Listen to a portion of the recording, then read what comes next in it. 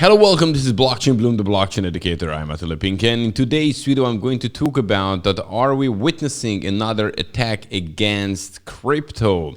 The second thing I would like to talk about is this Evergrande crisis story. Can it lead to a bigger trouble, just like what happened back in 2008 with Lehman Brothers, or not? Well, let's talk about it. And the third thing is about Pnetwork Protocol, which was hacked, and actually 277 Bitcoin were stolen on the Binance Smart Chain. Guys, all this in today's video.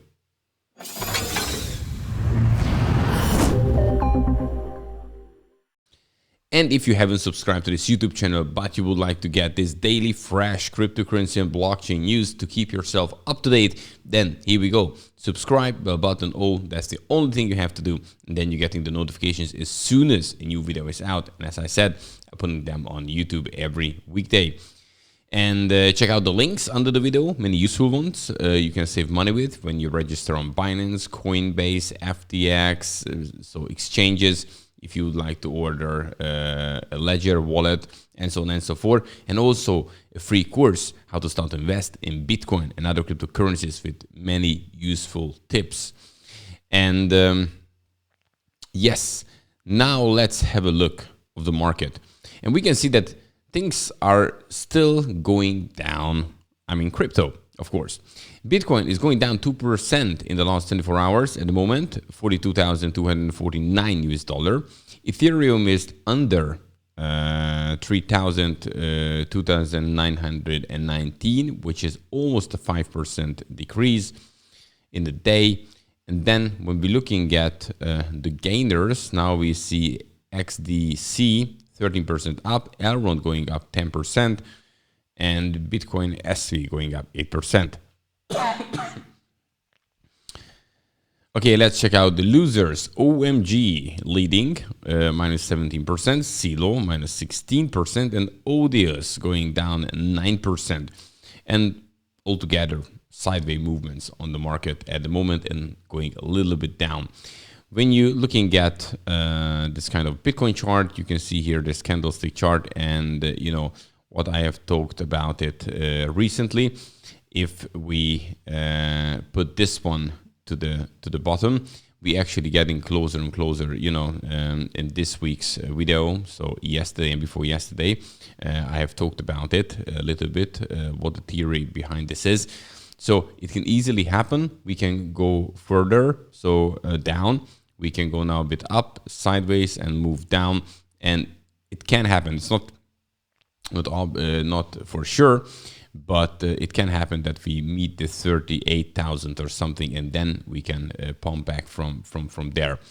This will be the target what I'm looking at, and if we reach that and then jump back, maybe then we can have a nice increase. But we will see how the whole market plays out, what kind of things happening on the market, because it has a big impact on the price move. And now let's talk about the first thing. And I watched Elliot Trade's video on YouTube, and I really like the whole summary, what he put on, and I kind of agree with it. So let's talk about it. Like, do we have another attack against crypto?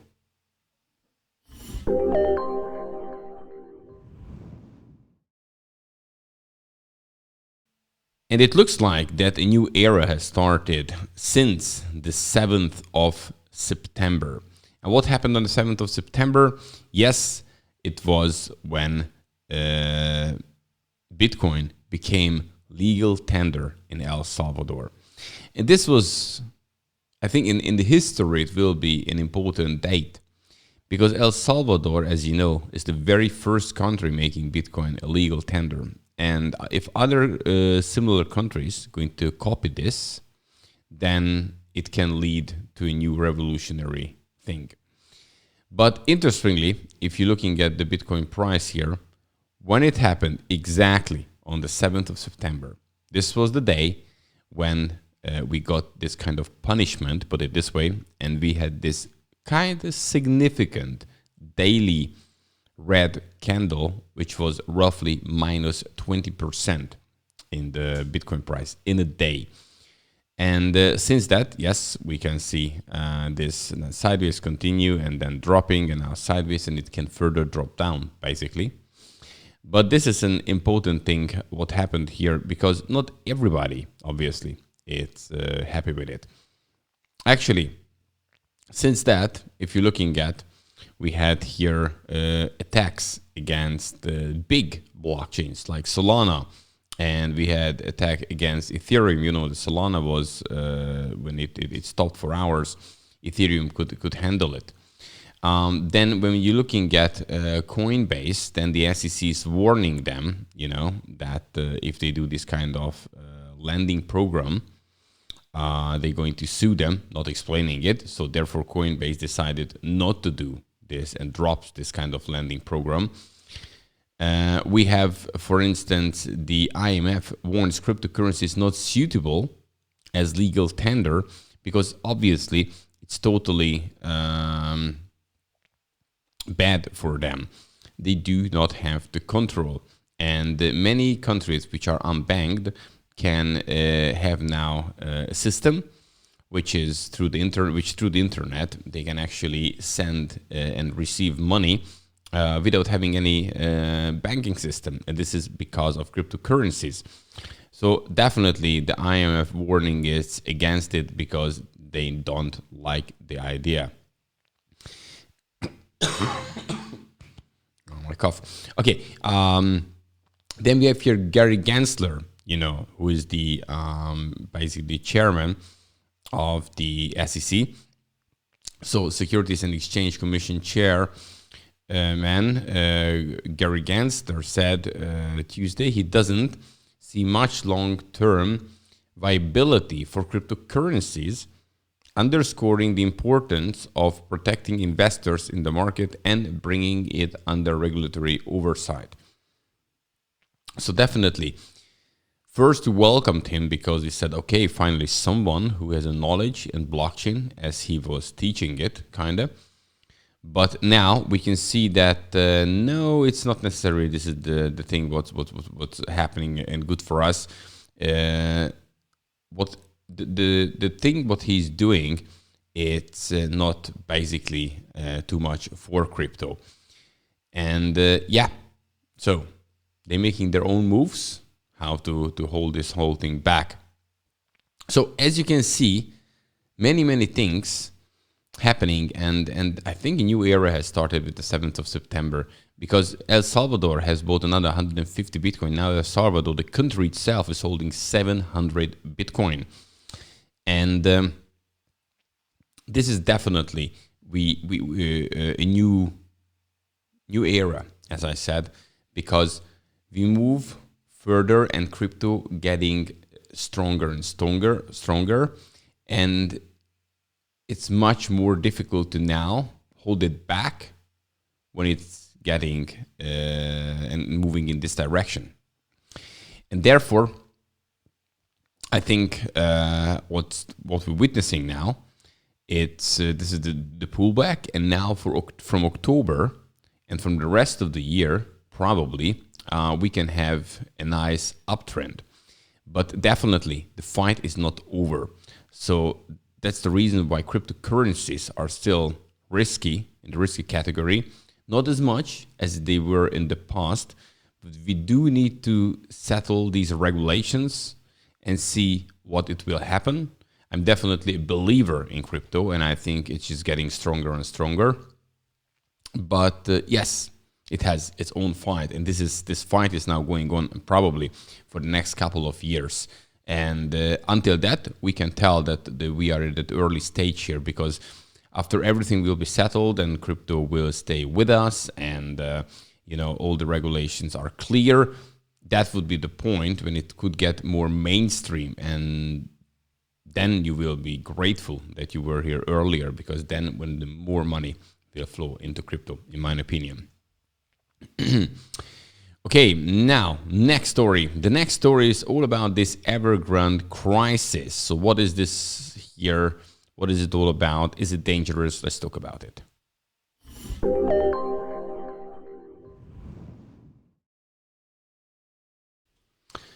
Well, we had this in the news, this kind of Evergrande crisis. And, well, we could see what's happening on the stock market. It's going down. Obviously, crypto then going down. It's bad for the whole investment sector. And now is the question, buy the dip or bail? And the speculation as whether the real estate investment giant will default has coincided with the downturn across the crypto and stock markets, leaving many analysts divided on whether traders should buy the dip or looking to take profits in preparation for further bearish movement. So this is the big question. Some are asserting that Evergrande's possible default could represent another Lehman Brothers moment. Citing the major investment bank 2008 declaration of bankruptcy on 600 billion worth of debt that kicked off the global financial crisis, as you remember. And now we're talking here about a $305 billion dollar debt. And we have, for instance, here Ray Dalio, who downplayed the significance of an Evergrande default, as suggested that the debt is manageable, as he was saying. Dalio admits that while investors will be stung, they think that Evergrande's debt won't cause structural damage, as Chinese government may whoop in to restructure the firm and strike deals with the company. So basically, what many analysts are now saying, that even if it sounded that bad, and yes, it was in the air that, okay, it can, cause big problems, but now it looks like it probably won't be that a big deal. And it's very interesting when you're looking at here the debt clock of many countries. And the biggest debt obviously goes to the United States with 28 trillion US dollar. But when you're looking at the GDP of the country, then you can see that we're talking about almost 23 trillion US dollar. So what we can see that in the US, the debt is much bigger than its GDP. Well, when you're looking at China, then you can see that in GDP, they have 14 trillion, almost 15 trillion US dollar. However, their debt is about 8 trillion, much less than in the United States. And when you compare it to the GDP, it's a bit less than the half of it. Therefore, in my opinion, the Chinese government can easily bail out without any serious consequences this company. Of course, that doesn't really make sense. Just keep it live, a machine which is making like debt, in this case, this company. But they should find a solution. And if they do so, then they will stop and there won't be like a kind of snowball effect, which actually leads to further damages. Because I don't think that they would like to have any kind of trouble, because the world and the whole economy suffering already enough. So this is all about this story, what I wanted to share. Also, Lara Davis posted here that most analysts seem to believe that Evergrande will not lead to global contagion, even like Lehman did. Can we get back to bull run now, please? Yes. Well, it would be great. And in my opinion, we could see a nice October after this kind of, bearish September with this correction we'll be witnessing right now. But yes, we will see. Nobody knows the future, but this is kind of likely. Okay. Next one. The next one is about Pnetwork Protocol, because this protocol was hacked, and 277 Bitcoin were stolen.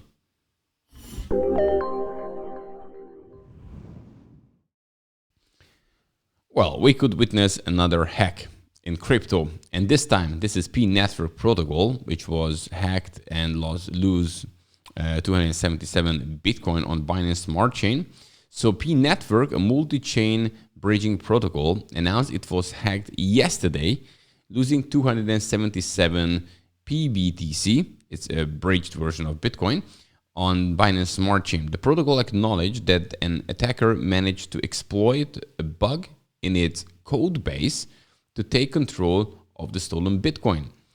The bridging contracts are currently working as usual, but with extra security measures enabled.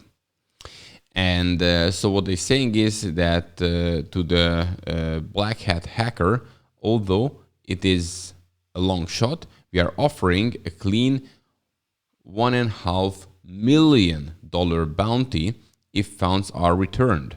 Finding vulnerabilities is part of the game, unfortunately, but we all want the DeFi ecosystem to continue growing. Returning funds is a step in that direction.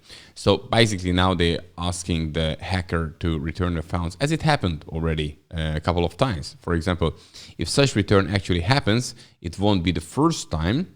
This happened with Poly Network, if you remember, not long ago, another decentralized finance protocol, when the attacker returned more than 600 million that was stolen. Another instance is the recent hack of Miso, the new token issuance platform on the Sushi protocol. However, this time the exploit was a little different. Mio's team was able to link the possible identity of the attacker to the funds. Poly Network had similar information after these funds were returned. In Pnetwork case, there has still not been a response at the time of writing. Pnetwork stated it is making it a priority to reimburse users, but has not elaborated on how. So, well, at the first two cases, they had some info about identity. Now it looks like they are a lack of information.